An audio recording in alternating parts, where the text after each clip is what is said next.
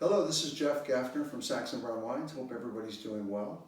Want to first of all thank Chris and Mary for putting this together. We're very excited to be part of I guess a remote winemaker dinner. We're a little sad, both we being Tracy and I, that we can't be there, but we are hoping, and looks like we might be able to do something in the fall, hopefully November, and we'll keep you posted on that. So let's talk about this dinner. As both of us know, and everybody else knows, that Chris and Greg, Chef Greg, do a really good job of pairing food and wine and have their carnage thing. So we're pretty excited to participate in this one. And I'll go through the wines. There's 3 wines involved. So I'll start with the first one. The first one is the 2014 Chardonnay from San Giacomo Vineyards. It's the Green Acres portion of it. What makes it very unique is it sits on what we call this well-drained alluvial fan on the eastern side of Sonoma Mountain. I'm pretty excited that you guys actually have the opportunity to taste it 2014. 2014 was probably the most concentrated Chardonnay year in recent memory. Part of that was a function of the drought. As it was starting to dry out the ground, the fruit got concentrated, the berries got small, and in combination with the site, it's also the drought phenomenon. And also the wind. So it's probably has the most phenolic in a pleasant way Chardonnay that you'll come across, and seeing how he has it paired up with the salad and everything here, it's pretty amazing. And then we go into the next wine, which is a 2016 Pinot Noir, Fighting Brothers. Fighting Brothers Pinot Noir, and Fighting Brothers in general is pretty famous for what I like to call the blending, the sum of the parts argument. We sourced this from 3 different vineyards, Durrell, Gaff's Crown, and Roberts Road. And it and I see he has it paired up with duck, which is always kind of good with me, and I'm pretty excited about it. And then the third wine is the Stonewall Zinfandel. Stonewall is a block that many of you may or may not know. California had a lot of Chinese immigrants post Gold Rush. So a lot of stone walls were put in and around Northern California, especially to mark property lines and even for cattle and things like that. And one of the cool things about them, when you're driving around looking at sites and you're looking for vineyards, when you see these stone walls, it's pretty amazing because it kind of tells you what's in the ground, because nobody back then was hauling river stone all over. They were there.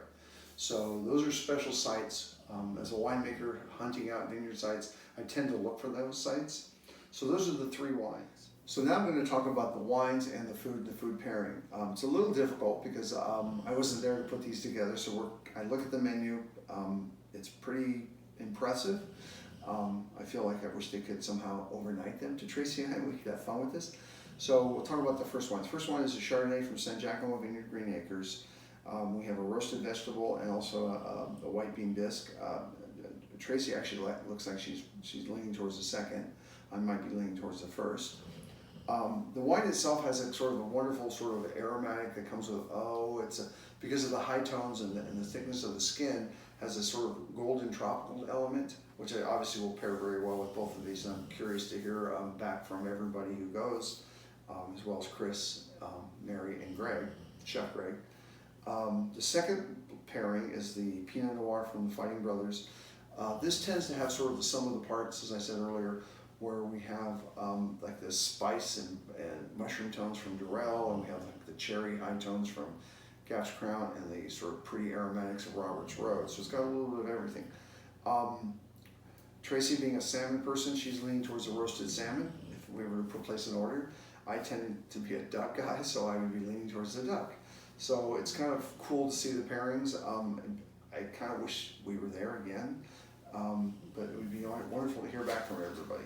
And then the third wine, being the Stonewall Zin, obviously has this 5-spice rub brisket. It actually looks like the Zin and that spice is just going to be magical and perfect. And I wish we were there. So another thing that comes up often for these dinners, and I thought I would answer some of the questions as if I were there and anticipated. One is, where does the name Saxon Brown come from? Those of you who've been to my dinners obviously are aware of it, but those of you that haven't, here's the story, or the tale, if you will. One of my favorite books as a young man I read was Valley of the Moon by Jack London.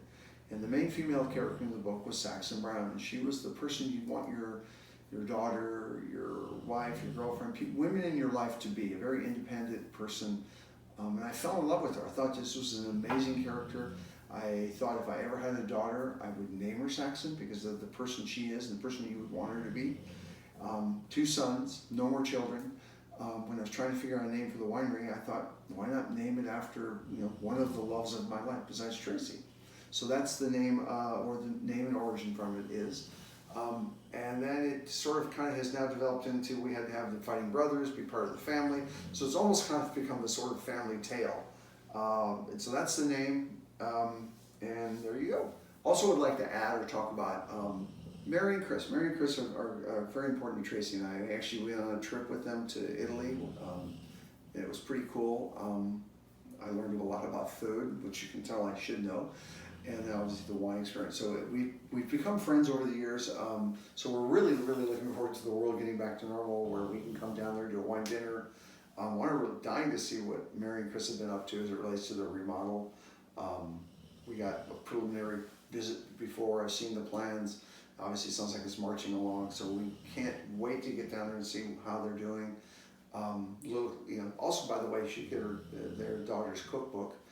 Tracy and I bought copies of it. I gave it out to friends. It's a pretty good book. So we wish Mary and Chris well. Can't wait for some time where we can see them, spend some time with them, chuckle and laugh, and maybe even have a good bourbon after a winemaker dinner. So cheers to you guys, and we miss you.